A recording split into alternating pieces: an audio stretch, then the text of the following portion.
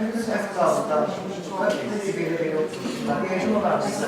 Bunu güzel bir Değil mi? Normalde böyle şıklandı, birbirlerimizi şıklandır. Burada da boş görmede boş bir var. Aynı zamanda bizim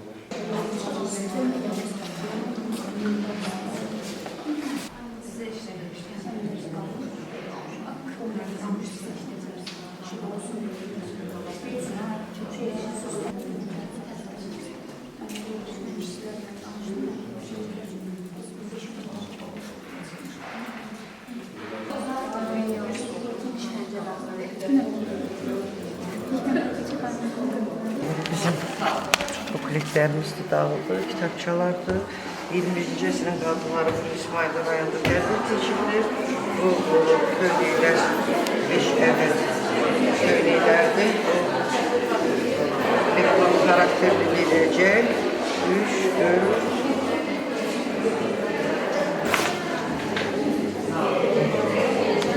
bu da 5 ədəd. Bəli, bundan 50 də çəkildi. Biz gələnləri çəkin zəhmət olmasa. Gəlsin zəhmət olmasa.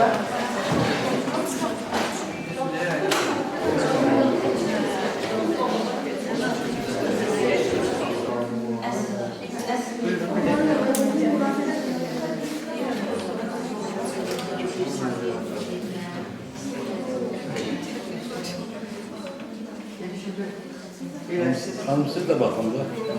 Beşi de böyle bir reklam filmi düşsün.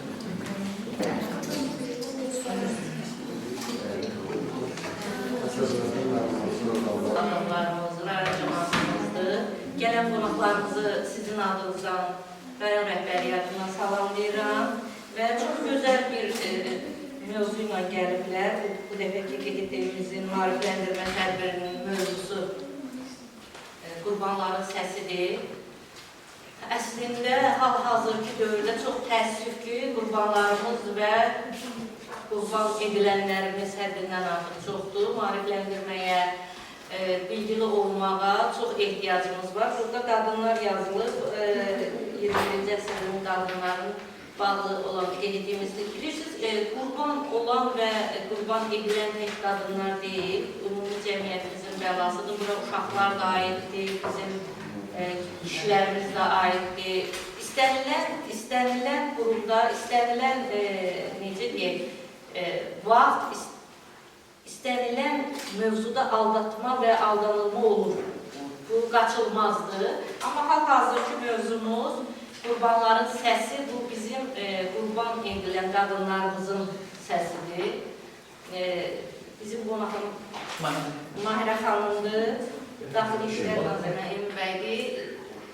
Yəqin ki, bugünkü görüşümüz çox səmərəli keçər və bizim burada əyləşən gənclərimiz üçün, hər hansı bir tək gənclərimiz üçün yox, auditoriyamız üçün bir xeyri olar bizim bugünkü görüşümüzün.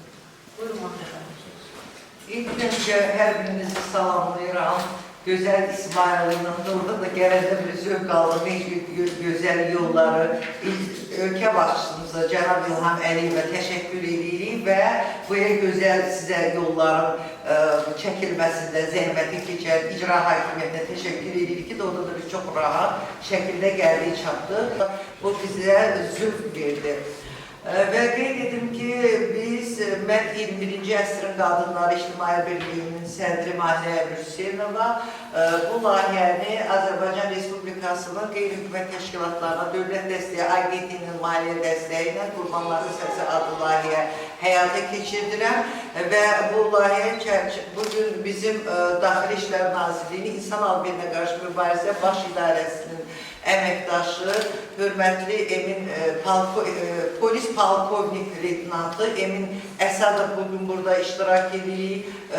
Daxili İşlər Nazirliyi başda olmaqla Vilayət Eyvazova təşəkkür edirik və idarənin rəhbərliyinə təşəkkür edirik Həzivəlim Aslanova ki, bugün belə bu tədbirdə, yəni birgə biz koalisiya olaraq 45 təşkilatı özündə birləşdirən koalisiya fəaliyyət göstərir ki, bu koalisiyada birbaşa İnsan Alveri İdarəsi ilə memorandum imzalayıb, yəni Daxili İşlər Nazirliyindən birgə əməkdaşlığa dair və və bu tədbirlərdə də biz koalisiya olaraq əlimizdən gələn köməkliyi, birgə əməkdaşlıq edirik. Düşünürük ki, bugün burada auditoriyada oturan insanlar da bundan sonra bizimlə əməkdaşlıq edəcəklər. Yəni, bugün biz hər birimiz vətəndaşlarımızın yanında olmalıyıq, bir-birimizə dəstək olmalıyıq ki, heç bir kəs insan alveri qurbanına çevrilməsin. İnsan alveri qurbanı dedikdə nə başa düşürsünüz?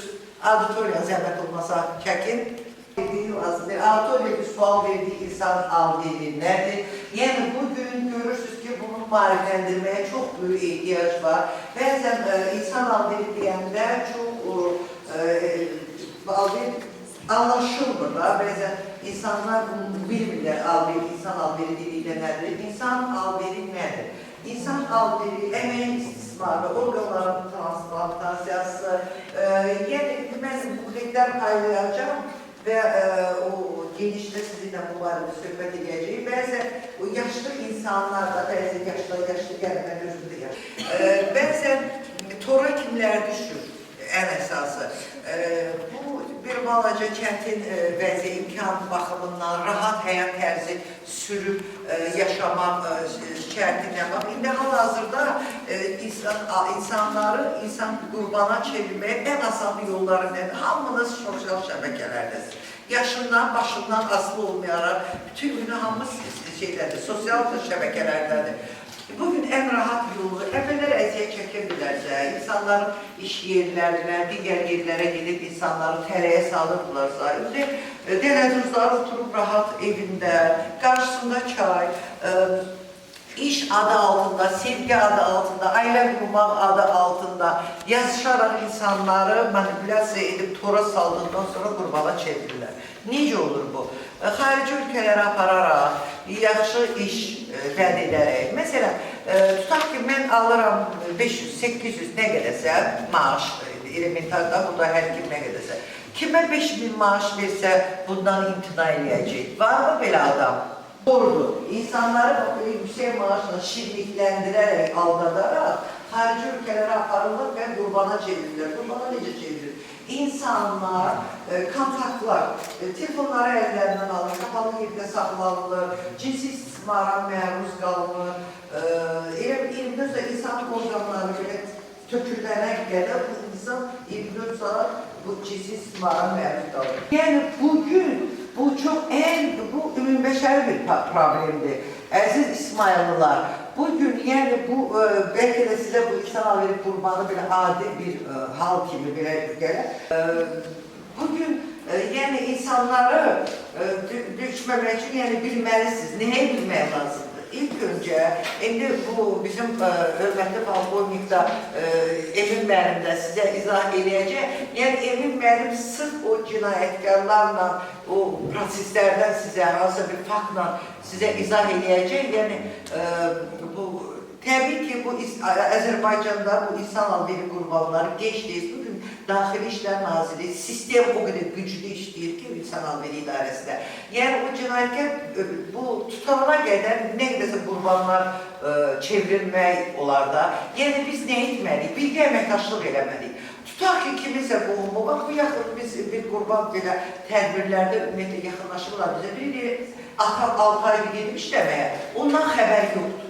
Və biz məsəl üçün bir tədbirdəydik, bir rayonun kəndində də adı çəkməyəcəm. Bu danışandan sonra bir xanım yaxınlaşdı, mənim atam 6 ayda gedib, biz onunla əlaqə saxlayan birik. Koordinatları götürüldü, verildi idarəyə, çünki idarənin əməkdaşları. Operativ o adam tapıldı, yəni qurbana çevirib, haradasa aparıb onu saxlayırlar. Rusiyada bir donuzxan bilir, belə bir qapalı bir yerdə, yəni izinə düşürlər də necə gedib, kimlərlə gedib. Yəni bizdə o sahə çox güclü inkişaf edir. Biz niyə etməliyik? 152 qaynar xəttinə zəng vurmalıyıq. Yəni onlar çox araşdırsınlar, tapsınlar, bu adam gedib niyə? Əgər bu əlaqə yoxdursa, bu müəmmadır. Çünki qurban olan şəxsin əlində telefon olmur. Bu bir. İkinci məsələ, mən danışıyorum. Daha sonra biz qadın təşkilatı olaraq bizim təşkilatın sığınacağı mövcuddur. Bəzən qurbana çevrilen insanlar düşünürler ki qurban aileleri mesela gidip ki istismara məruz qalır, əmək istismarına məruz qalır, aldanır, çəkinir ki bilsinler, gizli saxlamaq istəyir. Ama bilin ki insan alib qurbana çevrilmiş insan müəyyən olunarsa onun qurbana çevirməyi məxfi saxlanılır.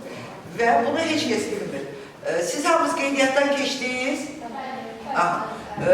Bu məxfi saxlanılır. Bunun heç ailəsində də məhkəmə prosesi cinayətkar tutulana qədər cinayətkar bəzən insanları qorxu altında saxlayır. Və bildirir ki, siz məndən şikayət edərsinizsə, yəni cinayətkar şikayət edərsinizsə, sizi də tutacaqlar. Amma bu belə deyil. Dövlətin gözəl qanunları var, cinayətkar qurbana çevrilmiş insana dövlət tərəfindən 700 manat təzminat verilir, ilkin təzminat verilir, qurban olduğu təsdiq olandan sonra 700 manat pul verilir və İnsan Alverinə qarşı mübarizə idarəsinin 4 mərtəbəli yüksək standartlara uyğun sığınacağı mövcuddur ki, burada hər bir tiplə bağlı, səhiyyə bağlı, dərmanla bağlı, yeməklə bağlı, sağlamlıq zərər dəyibsə, yəni bunun Daxili İşlər Nazirliyi özü olan hesabına bütün bu problemler aradan kaldırılır.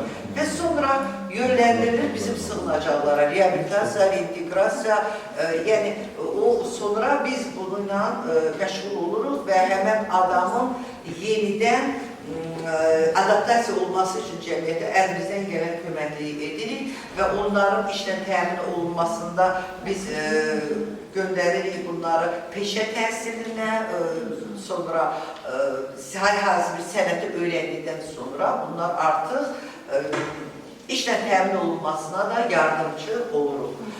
Bu qədər ise Emin müəllimə sözü verək, siz də yormayaq. Emin müəllim, buyurun, söz sizindir. Hər birinizi salamlayıram. Azərbaycanın gözəl gözəl görüşəsində olmağından çox şad oldum. Şükür Allaha bugünkü necə deyərlər, çiçəklərlə parlayan Azərbaycanın hər bir sahəsində yetirilən diqqət bizim sahə üzrə, yəni insan sahəsinə də Cənab Prezidentimiz tərəfindən diqqətlə saxlanılır. Cənab Prezidentimizin imzaladığı sərəncamda milli fəaliyyət planı əsas məqsədlərindən biri vətəndaşlar, Azərbaycan Respublikası vətəndaşları arasında maarifləndirmə tədbirlərinin keçirilməsidir ki, bu növ cinayətlərin bizim Respublikanın vətəndaşlarından heç biri çevrilməsin. Şükür Allaha, müəyyən dərəcədə nailiyyətlərimiz var. Digər ölkələrlə fərqli müqayisə edəndə Azərbaycanda hamımızca bəllidir ki, orqanların satışıdır, müəyyən bu bizim sahə üzrə düzdür. İnsan alveri üzrə cinayətlər təxmini götürəndə il ərzində 14, 15, 16 müəyyən illərə dəyişir. Valideynindən səhvləşir, belə addım atır, valideynindən pul istəyir, vermədiyi tədbirdə belə, ancaq yine de buna baxmayaraq biz bunların hamısının qarşısı vaxtında alınır. Bir balaca insan alverinin anlayışını vermək istəyirəm. Müəyyən adamlar var ki, müəyyən şeylə insan alveri qarışdırılır, üzr istəyirəm. Əxlaqsız yuvalarıyla, fahişəliyə tərb etməklə bağlı insan alverində. İnsan alveri tam fərqlidir, üzr istəyirəm, insan alverinin anlayışı mən sizə bildirim. İnsan alveri yəni zor tətbiq etməklə və ya zor tətbiq etmək hədəsilə hədə qorxu və ya digər bəzbur etmə vasitələri aldatma, təvəzzüzlük, uğurlama, təhsil imkanlarından və zəriflik vəziyyətindən istifadə etməklə şəxsi insanın aldatılmaq, şəxsi insanların istismarı əldə edilməsi, gəzdirilməsi, saxlanılması, verilməsi və qəbul edilməsi insanın bir cinayəti sayılır.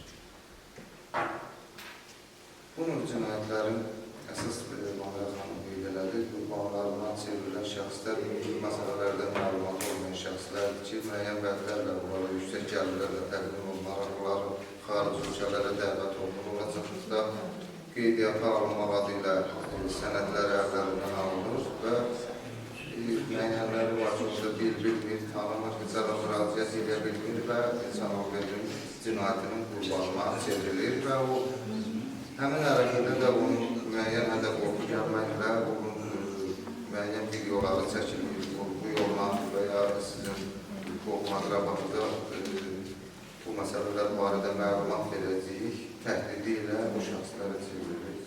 Çox vaxtınızı almaq istəyirəm, əsas üstünlük vermək istəyirəm, sizə maraqlı olan sualları verəsiniz, biz onları cavablandıraq və bu sahədə də çox danışmaq olar, və qəş qadınlar deyil, əsas bizdə düzdür, bunun da necə deyərlər, sıfıra yendirsək də, ancaq yenə də Azərbaycanda keçən il 2 fakt, bundan qabaq ki, 1 fakt məcburi əsas da kişi cinsli şəxslərin məcburi əməyə cəlb edilməsi ki, bu da dağ rayonlarında, yüksək kət rayonlarında orada insanların bir qarın yeməyə işlədilməsi keçmişdə belə qullar işlədilən, bunun biraz müasir formasıdır, amma ona baxmayaraq yenə də biz onun qarşısını aldıq.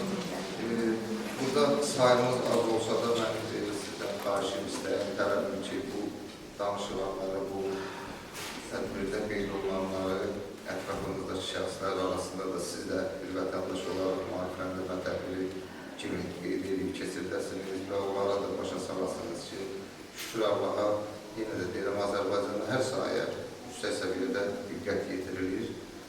Amma buna baxmayaraq, biz biraz yaşlı nəsil sayılırıq. Biz yaşlı nəsildə olan məsuliyyət bu cavanlarda yoxdur. Tədbirdə iştirakdan da görürük ki, bunlar tez tərk elədilər, heç olmaz. Amma bizim yenə də hər bir halda borcumuz evlatlarımıza qayğısına olmaq, onların tərbiyəsi ilə məşğul olmaq, bizim üçün, valideyn üçün ən əzli o evladının tərbiyəsidir və onun gələcək həyatıdır. Çox gənclər bu dəqiqə hal-hazırda can atır ki, elə yetkinlik yaşına çatdım, üzr istəyirəm, mən sərbəstəm, azadam, mən gedirəm xaricdə, təhsil alam, mən orada başqa türlü Azərbaycanda qalıb deyilmiyim, yox, niyə şükür Allaha. Ola bilərdir ki, keçmiş illərdə nəsə negativ alan, amma bu 2 illərdə təhsil alan, təhsilli insanlara böyük ehtiyac var və yüksək məbləğdə də maaşla təmin olunurlar. Ona görə də sizdən istəyim, xahişim, elə də biz öz valideyn borcumuzu yerinə yetirərək evlatlarımızın təlimi ilə, tərbiyəsi ilə və onların gələcək iş qurma, karyerasından biraz məsuliyyətli bu maarifləndirmə tədbirini elə bir ki, hər birimiz ailəmizdə keçirdik. Və xahiş edirəm ki, sizin maraqlı, burada ola bilər ki, mənim danışmaqlarım biraz sizin üçün maraqlı olmasa da, amma sizi maraqlandıran sualları xahiş edirəm, borcumuzdur, verəsiniz, biz onları cavablandıraq. Bu qədər.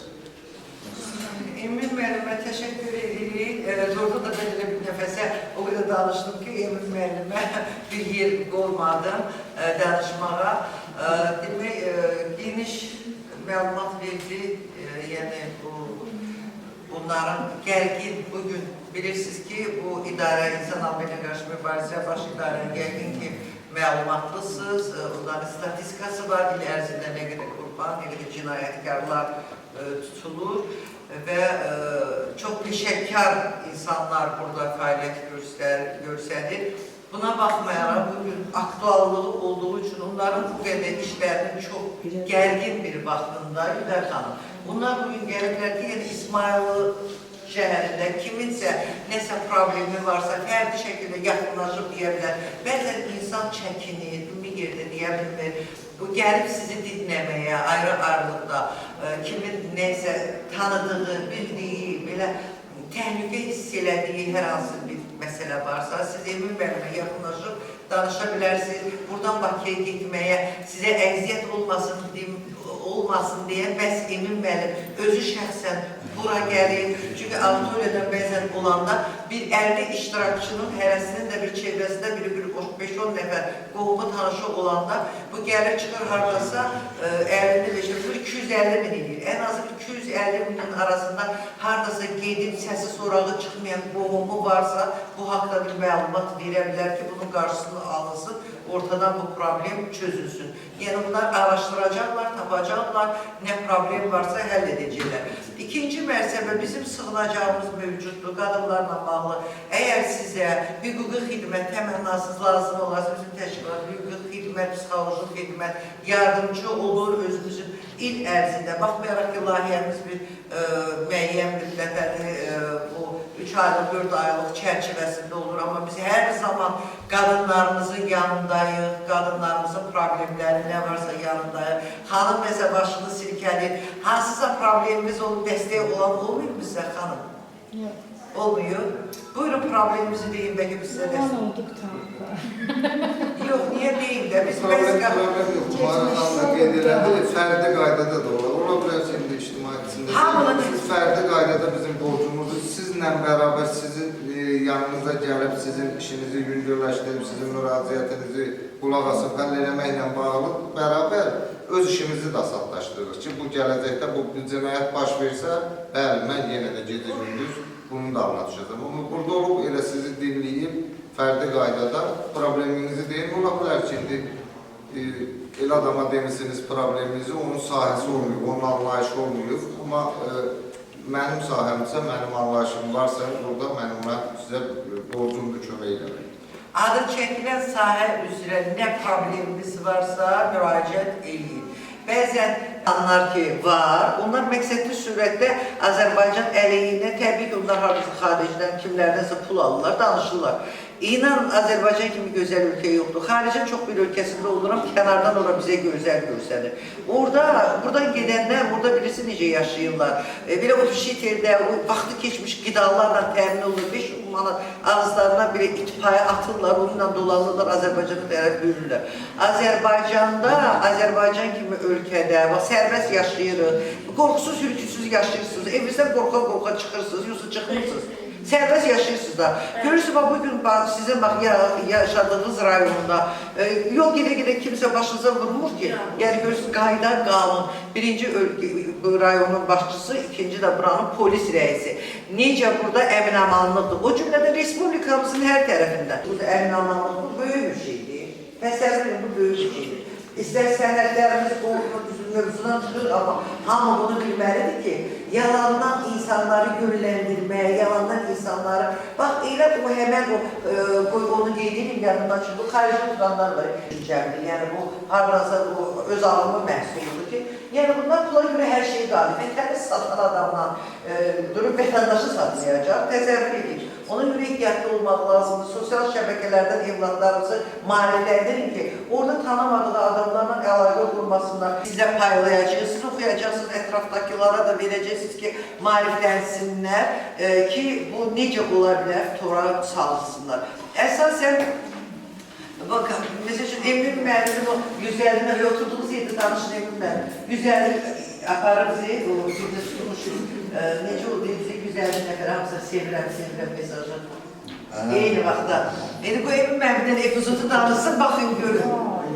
Cinayətlər əsasən baş verir, çox vaxtlarınızı almıyorum, yenə də deyirəm.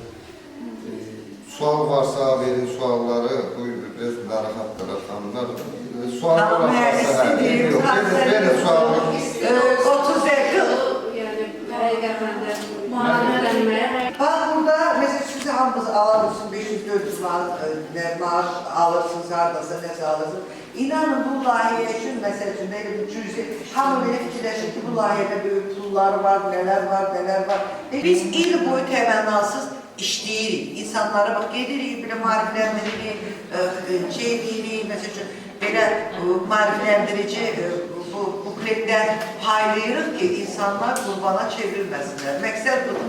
Sualınız var, yoxsa yekunlaşdıraq orada xanımlar yekunlaşdırmağımızı istəyirsinizsə, biz bir saatla qatarıq. Siz xanımları nəzərə alaraq, bax sonra deyirsiniz, bax siz də birinin qəbuluna gedəndə, yəni biz problemlərimizə baxırlar.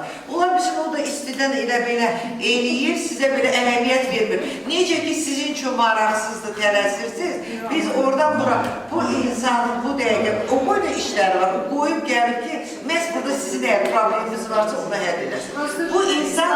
Geç başladı, ona görə abed vaxtıdır, hamının əgələri var, ona görə narahatıyım. Yoxsa vaxtında başlasaydı... Valla adamın evindən qonaqlı gələndə şəxsən Mən bircə kəlmə üzr istəyirəm. Bircə kəlmə əsas bugünkü gün həssas nöqtə var ki, ora mən onu qeyd edeyim. Üzr istəyirəm. Xanım evliyəsə, biz salamlamadım gələndə şəkil. Sonra komitədən söz deyiləsə, ona görə bir dənə salamlayanda şəklimiz olmasın. Buyurun, gəlin, siz nə qaydadır? Şəkli yeri səpçiniz. Bu növ cinayətlərin 90%'nin aşkarlama məqsədi həm sosial şəbəkə üzərində... Burada durursunuz. Tək çəkmində bizim hamını bilir. Yox, çəkəcəm elə də. Sizi salamlayıram. Sizə də xoş gəlmisiniz deyirəm. Deyirəm ki, davamlı olaraq bu şəkildə işləyəcəyik. Çox hamıya, yəni yaxşı tövsiyələr verirsiniz. Mövzu da gözəl mövzudur. Sizə uğurlar arzulayıram. Çox sağ olun. Sizə minnətdarlıq sizinlə. Rayonda havası da gözəldir. Rayon cəmaatı da həmişə saf insanlar.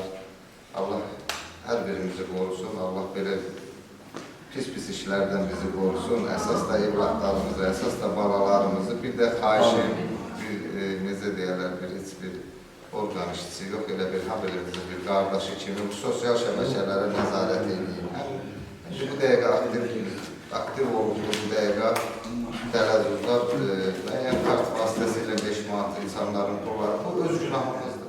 Öz günahımızdır. Biz üzr istəyirəm. Paylamaq lazımdır. Yox, axırda... Adicə az bir maaşla dolanır, gedir yüksək məbləğdə bir dənə kredi, tərbiyə, yekə telefon alır. O sosial şəbəkə yoxsa orada qeydiyyat olur. Bunlar çoxlu da lazımdır şeylərdir. Onda müəyyən problemlər yaranır. Hər birimizə bir daha təşəkkür edirəm. Var olun, əziz olun, sağ olun. Çox sizə təşəkkür edirəm. Burak, axşama şəkildə sizinlə burada qalmışsınız. Amma xahiş edirəm, əgər fərqli qaydada sualınız varsa verin, mən cavablandırım, kömək edeyim. Nə deyirsiniz? Hamımız bir paylaşsın. Çox sağ olun, siz bizə vaxt ayırdınız, gəldiniz, mariflərdə təşəkkür edirəm. Mən öz adıma təşəkkür edirəm. Sizə adım